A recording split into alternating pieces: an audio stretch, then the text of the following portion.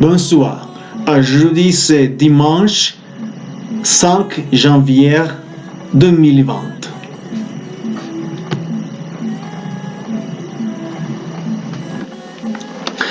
Donald Trump menace l'Iran de frapper 52 sites de très haut niveau. 2 jours après l'assassinat de Qassem Soleimani, l'un des hommes forts du régime iranien, les tensions entre Washington et Téhéran ont franchi un nouveau palier.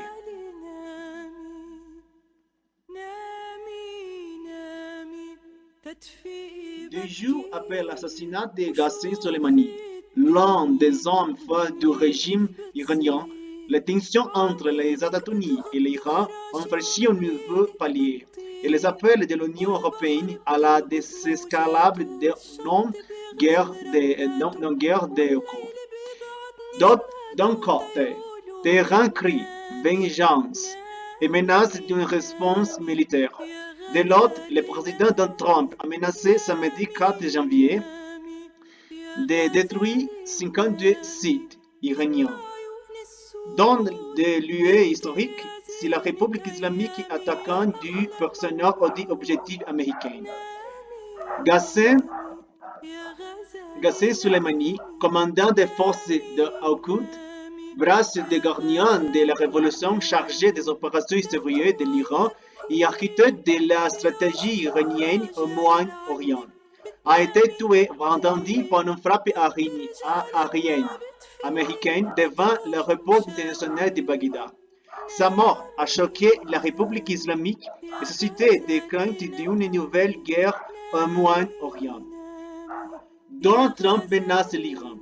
Donald Trump a averti samedi que les États-Unis avaient identifié 52 sites en Iran et les frapperaient très rapidement et très durement. C'est la République islamique attaquant du personnel aux objectifs américains.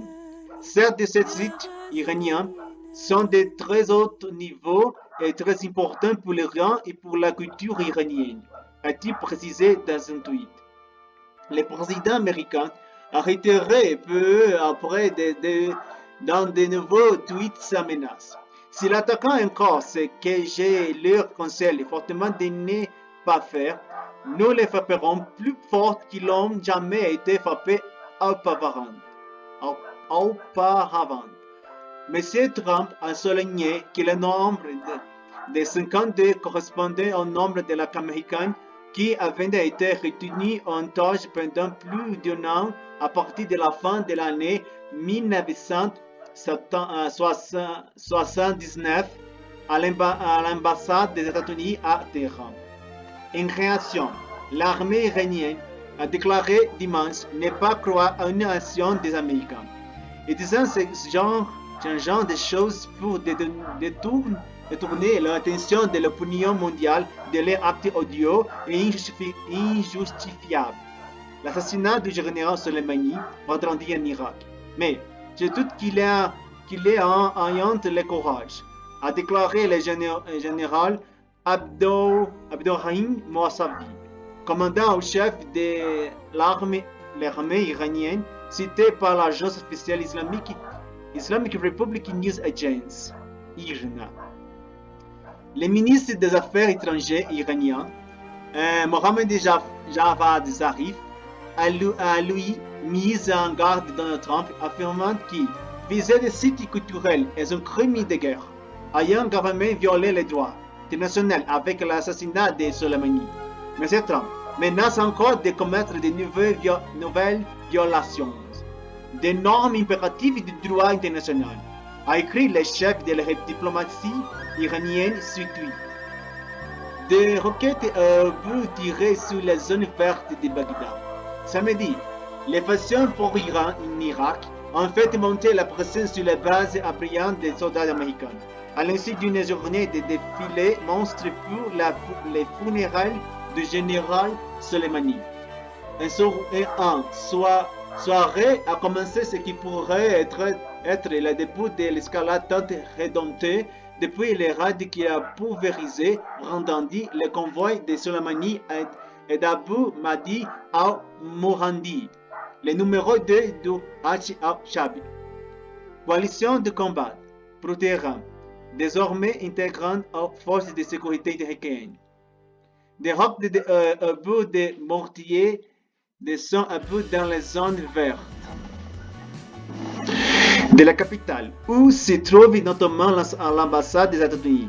Et sur une base militaire plus au nord, où sont déployés des soldats américains. Aucune des deux attaques ne fait de vie. Quelques heures plus tard, les brigades du Hezbollah, la façon la plus radicale du Rachad, ont appelé les forces de sécurité irakiennes à s'éloigner de moins un kilomètre des bases irakiennes où sont présents les soldats américains. À partir de dimanche 17h, heure locale, 15h à Paris, le secrétaire d'État américain, Mike Pompeo, a qualifié ce tweet de voyons les membres des brigades du Hezbollah. Le Parlement irakien demande au gouvernement d'expulser les troupes de la coalition internationale.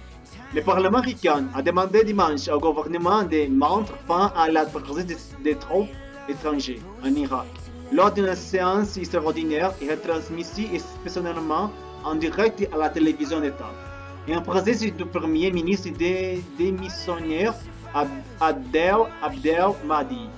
Les députés ont approuvé une décision qui contraint le gouvernement à préserver la souveraineté du pays en retirant sa demande d'aide, adressée à la communauté internationale pour combattre l'organisation État islamique, a indiqué le chef du Parlement Mohamed Al-Habboussi.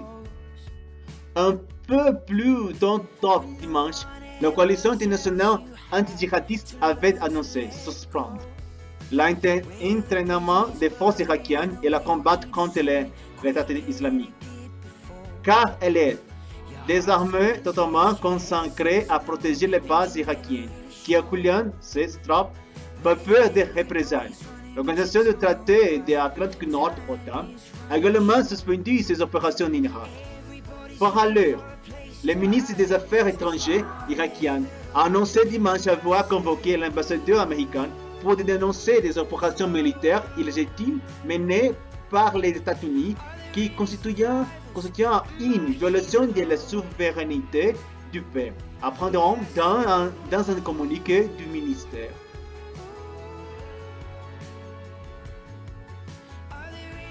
Marée humaine en Irak pour adieu au général Soleimani.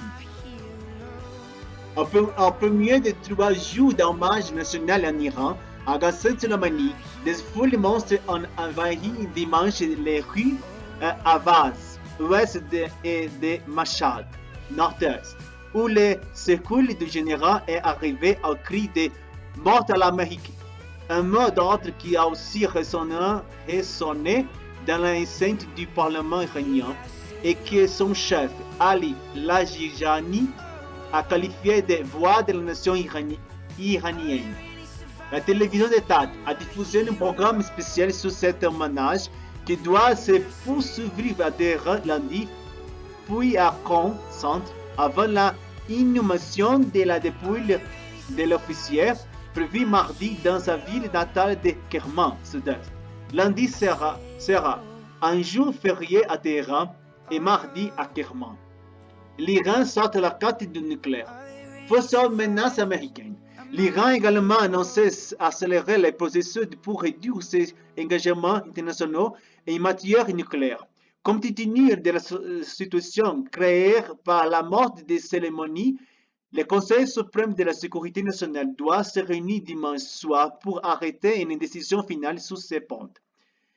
Téhéran avait commencé en mai à réduire ses engagements nucléaires en réponse à la sortie unilatérale un an auparavant des États-Unis de l'accord international sur le nucléaire iranien, conclu à Vienne en juillet 2015. Paris a appelé samedi l'Iran à préserver l'accord de Vienne. Dimanche, le chef de la diplomatie européenne, Joseph Borrell, a annoncé inviter le ministre des Affaires étrangères iranien, Mohammad Javad Zarif, pour préserver les acquis de cet accord qui reste crucial pour la sécurité mondiale. Une foule compacte marche dans les rues d'Arvaz. Des dizaines de milliers de personnes vêtues de noir entourent le cercueil de Qassem Soleimani, tout juste rapatrié depuis l'Irak. C'est ici, dans le sud-ouest du pays, que commencent les cérémonies en l'honneur du général iranien. Au même moment, à Téhéran, au sein du Parlement, les élus entonnent des chants morts à l'Amérique et menacent à nouveau Washington de représailles. L'action sauvage du président américain est considérée comme un acte de terrorisme militaire. Vous devez savoir que cette aventure aura des conséquences douloureuses pour vous. Vous feriez mieux de faire vos valises et de fuir la région avant qu'il ne se passe quelque chose. Nouvelle surenchère après une mise en garde lancée samedi soir par Donald Trump. Le président américain assure que les États-Unis ont déjà établi un plan d'action au cas où leurs intérêts régionaux seraient pris pour cible.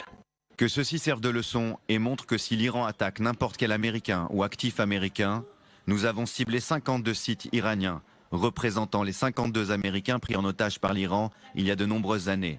Certains de très haut niveau et très importants pour l'Iran et pour la culture iranienne et ses cibles, et l'Iran lui-même, seront frappés très rapidement et très durement. Les États-Unis ne veulent plus de menaces. Si mises à exécution, ces frappes constitueraient un crime de guerre, réplique ce dimanche le chef de la diplomatie iranienne. Cibler les sites culturels est un crime de guerre. La fin de la présence malveillante des États-Unis en Asie occidentale a commencé. Washington a annoncé le déploiement de quelques 3000 soldats dans la région afin de protéger ses troupes et représentations diplomatiques désormais ouvertement menacées. À Bagdad, les élus irakiens se rassemblent ce dimanche. Ils doivent se prononcer sur le sort des 5200 soldats américains déjà présents sur le territoire. Une présence que les minorités kurdes et sunnites irakiennes souhaitent conserver face à l'influence grandissante de l'Iran dans le pays.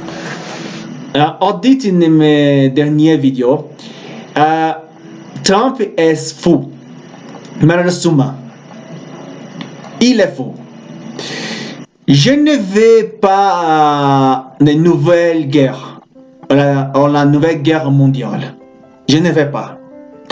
Mais je sais que l'Iran ferait de tout pour vengeance la mort de Qassem Soleimani.